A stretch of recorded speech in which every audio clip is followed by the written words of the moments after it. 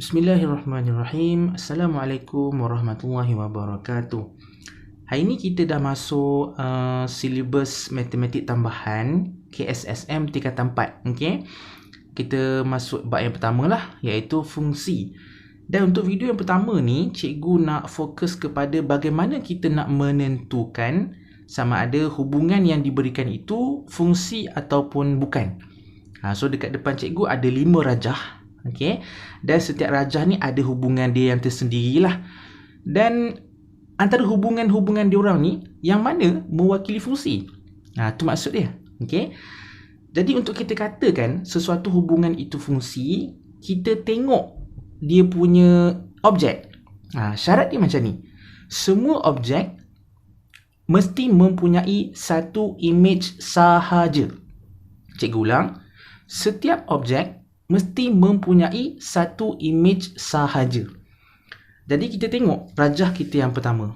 Okay, dia bagi dua set. Ada set X dan ada set Y.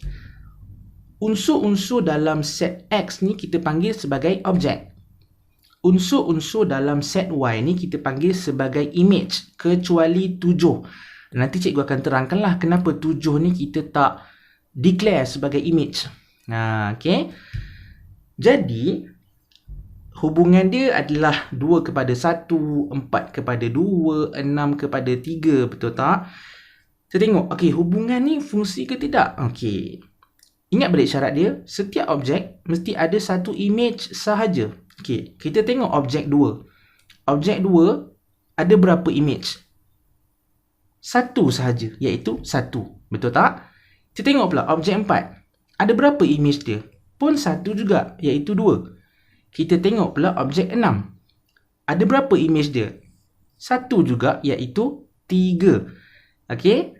Jadi dekat sini kita dah tengok semua objek ada satu image sahaja. Okey, maka rajah yang pertama ini adalah fungsi. Jap, mana pensel? Yang pertama ni fungsi. Hujah dia senanglah sebab setiap objek ada satu image saja. Itu je. Okey. Sekarang kita beralih kepada rajah yang kedua. Yang ni. Samalah. Okey. Dia sebenarnya benda yang sama. Cuma cikgu ulah. Nak bagi kamu nampak. Okey. Set X, kita ada set Y. Okey. Kali ni kita tengok. Adakah setiap objek memiliki satu image sahaja? Okey. Tengok objek 2. Ada berapa image dia? 1 je. Betul tak? Tengok objek 4. Ada berapa image dia? 1 juga, iaitu 3. Kan? Tengok objek 6 ni, ada berapa image dia? 1 juga, iaitu 3. Cikgu, diorang ni berkongsi image yang sama. Tak apa ke cikgu? Tak apa. Tak ada masalah. Sebab fokus kita adalah semua objek ada satu image sahaja. Dia nak share image ke apa ke, terpulang. Okay, yang penting semua objek tu ada satu image sahaja. Jadi, rajah yang kedua ni adalah suatu fungsi. Okey, kita beralih kepada rajah yang ketiga. Yang ni. Sama jugalah. Kita ada set X, kita ada set Y. Dalam set X ni, unsur-unsur ni kita panggil objek. Unsur-unsur dekat sini kita panggil image. Okey, tapi kali ni 7 dah dikira sebagai image. Kalau tadi, rajah yang pertama, 7 ni kita tak declare sebagai image. Okey, rajah yang kedua tadi pun 7 ni kita tak declare sebagai image. Dan sebagai tambahan, 2 ni pun kita tak declare sebagai image. Nanti cikgu terangkan. Kita pergi dulu mengenal hubungan itu fungsi ataupun tidak. Kita kenal yang tu dulu. Okey. Okey, balik pada rajah ni. Sama juga, adakah setiap objek ada satu image sahaja? So, kita tengok, okey, objek 2 ni ada satu je image dia. Okey, lulus. Objek 4 ni ada berapa image dia? Okey, dia ada 1 dan lagi 1 kat 7 ni. Betul tak?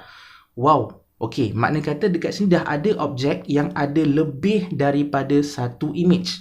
Nampak je macam ni, kamu tak payahlah tengok ataupun nak uji yang 6 ni, tak payahlah uji dah.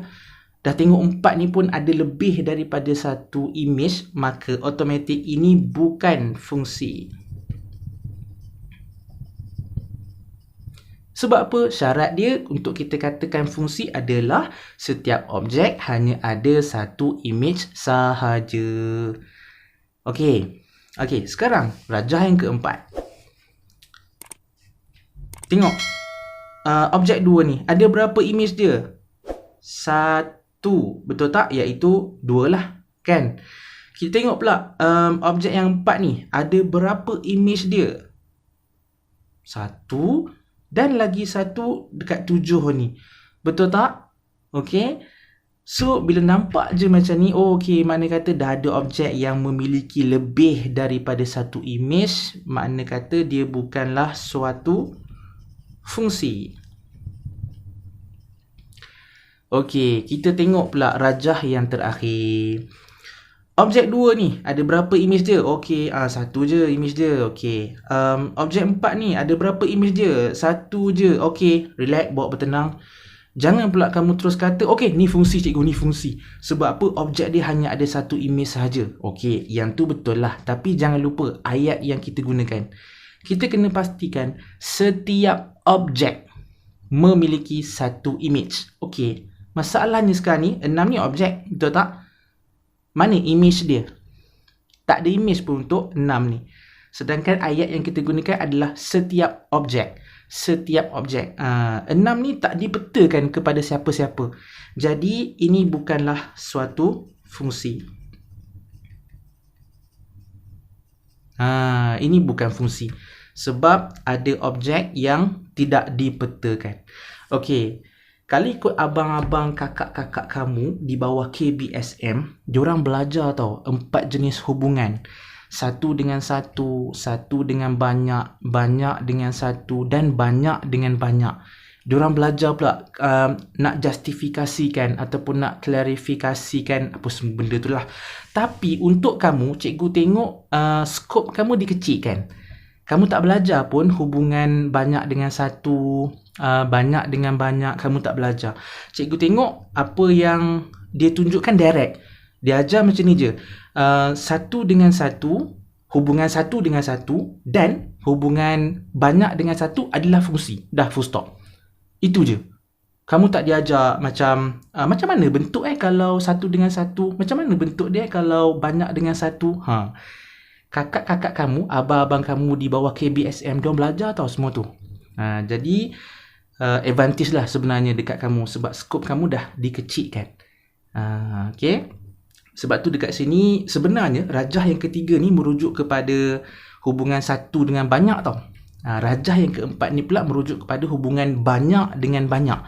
Tapi disebabkan kamu tak ditekankan benda ni, so cikgu tak payahlah masuk pasal hubungan-hubungan ni. Okay.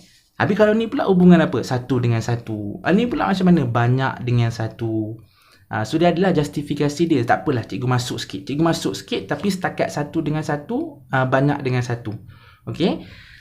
Satu dengan satu ni maksud dia setiap objek ada satu image. Biasalah tu kan. Okay.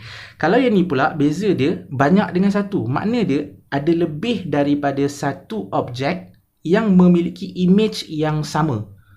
Nampak? Lebih daripada satu objek, image yang sama. Nampak? 4 dengan 6 ni kan objek kan? Apa image dia? 3. Nampak? Kedua-dua ni berkongsi image yang sama. Okay. Tapi ingatlah, skop kamu dah mudah. Tugas kamu sekarang ni nak faham hubungan ni fungsi ke tidak. Jangan fikir banyak. Kamu tengok je. Kalau objek tu ada satu image sahaja, okay, fungsi lah tu. Dah, full stop, cukup. Okay, boleh lagi apa? Tadi cikgu cakap untuk rajah yang pertama, 7 ni kita tak declare sebagai image kan? Sebab apa? Sebab 7 ni tak dipetakan dari mana-mana objek. Syarat untuk kita kata dia image, dia mestilah dipetakan dari sebarang objek. Kan? Okay, kalau kita tengok rajah yang ketiga, yang ni nampak 7 ni.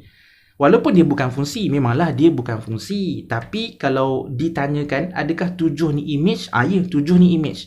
Sebab dia ada dipetakan dari objek iaitu 4. Nampak tak? Itu kena faham beza dia. Kalau ditanya image atau bukan, fungsi atau bukan, jangan keliru. So cikgu ulang balik, memang benda ni bukan fungsi. Tapi kalau soalan tanya 7 ni image atau bukan, 7 ni image. Okay? Kalau ni pula 2 dengan 7 ni bukan image sebab diorang tak dipetakan dari mana-mana objek. Nampak tak? Okey. Tapi adakah ianya fungsi? Fungsi. Sebab tu kita kena faham soalan dia nak apa. Okey. Kalau yang ni pula 3 ni pula kita tak declare sebagai image. Nampak? Sebab dia tak dipetakan dari mana-mana objek. Boleh 3 dengan 7 ni tidak dipetakan dari mana-mana objek. Boleh faham Okey, cikgu tambah lagi Kalau dulu abang dengan kakak kamu, soalan boleh tanya tau dalam bentuk pasangan tertib. Pasangan tertib tu cikgu ambil contoh rajah kedua ni, okey. Dia kan 2 kepada 1 kan? 2 kepada 1, so dia buat macam ni. Set notation 2,1, okey, koma. Lepas tu 4, 3. So dia buat pula 4, 3. Okey, lepas tu 6, 3. 6, 3. Okey, tutup set notation. Soalan tanya macam ni. Abang-abang kakak kamu dulu kan, dia tanya, adakah pasangan bertertib ini mewakili fungsi ataupun tidak? Dia tanya dulu kat kakak-kakak kamu, abang-abang kamu. Dia tanya, benda ni fungsi ke tidak? Jadi diorang kalau tak nampak tu diorang akan ubahlah kepada bentuk rajah macam ni, barulah diorang dapat tentukan fungsi ataupun tidak. Tapi sekarang cikgu tengok kamu tak ada pun keluar soalan-soalan macam ni. Kan? Abang-abang kamu, kakak-kakak kamu, dia belajar benda-benda ni. Okay? So kamu tak adalah, insyaAllah lah kan. Sebab cikgu tengok dalam buku teks kamu tak ada benda ni. Okay? Unless cikgu terlepas pandang. Kalau cikgu terlepas pandang, tegur cikgu. Tegur cikgu. Okay? Lagi satu, soalan boleh tanya dalam bentuk graf. Bentuk graf ni abang-abang, kakak-kakak kamu belajar, kamu pun belajar. Okay, contoh lah contoh.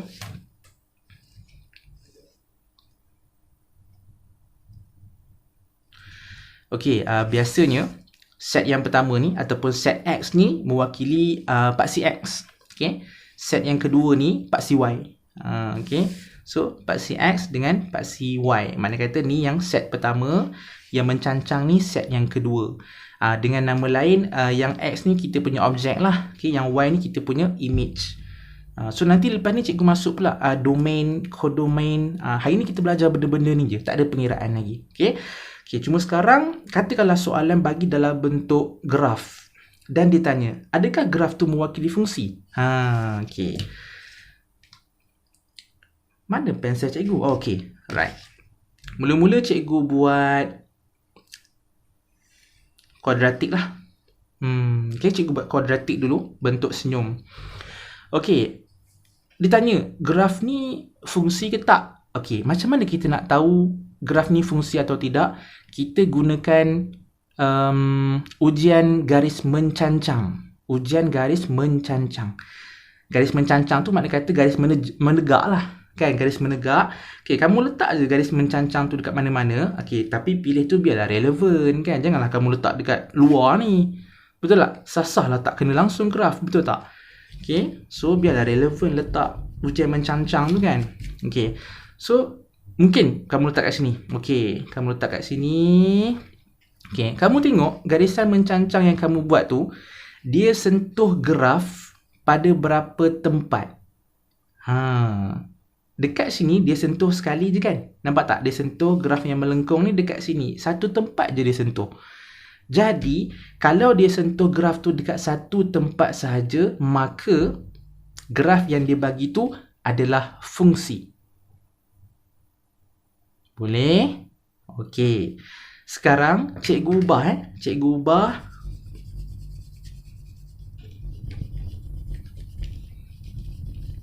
cikgu buat garisan melengkung tu macam ni. Graf melengkung tu macam ni. Dia tanya, graf ni fungsi ke tidak? Jadi kita buatlah ujian garis mencancang. Okey, kita buatlah satu garisan mencancang macam ni kan. Okey. Kita tengok garisan mencancang kita tu, dia sentuh graf tu dekat berapa tempat.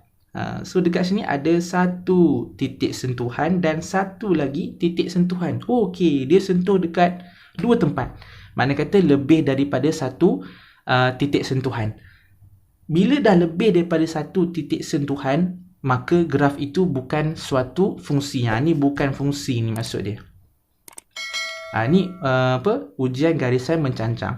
So lepas ni kalau ditanyakan pada kamu kenapa kita gunakan ujian garisan mencancang, kamu dah tahu dah. Untuk kita tentukan sama ada graf tu fungsi ataupun tidak.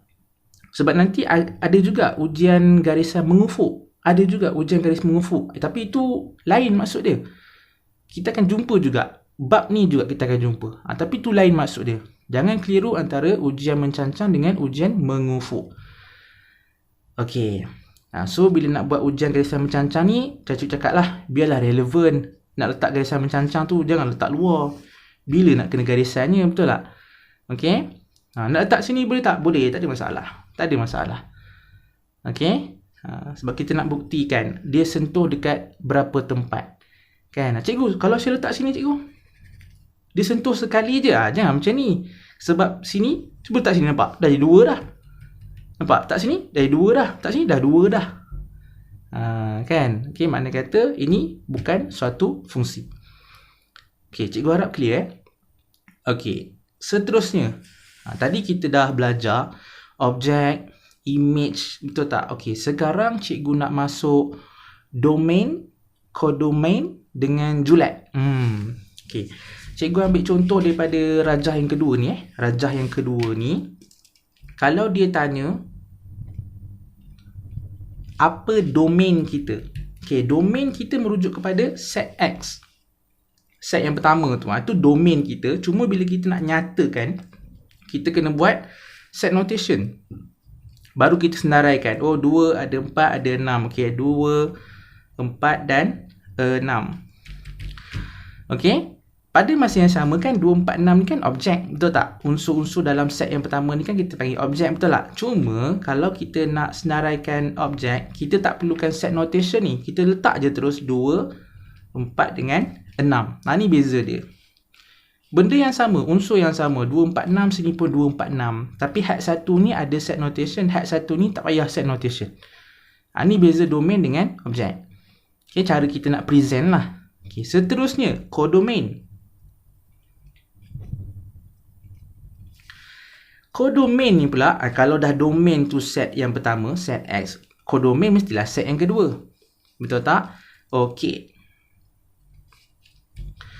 Kita senaraikan je semua unsur yang ada dekat set yang kedua ni. Cikgu, tadi cikgu cakap 2 dengan 7 ni bukan image. Yelah, dia bukan image. Tapi dia still termasuk sebagai kodomain. Tu kena tahu beza tu. Soalan tanya apa sekarang? Kodomain ke image? Jaga-jaga. Okay, so dekat sini kodomain kita adalah 1, 2, 3, 7. Tulis je. 1, 2, 3, 7. Okay. Kalau soalan tanya julat, julat pun sama. Julat kita akan jadi 1, 2, 3 dan 7. So dekat sini kita nak, tak tulis julat sorry. Sini julat. Okay. Kodomain dengan julat sama. Sama. Kodomain dengan julat sama. Okay. Dua-dua pun ada set notation. Okay. Sekarang cikgu nak tunjuk image. Image pula image hati-hati.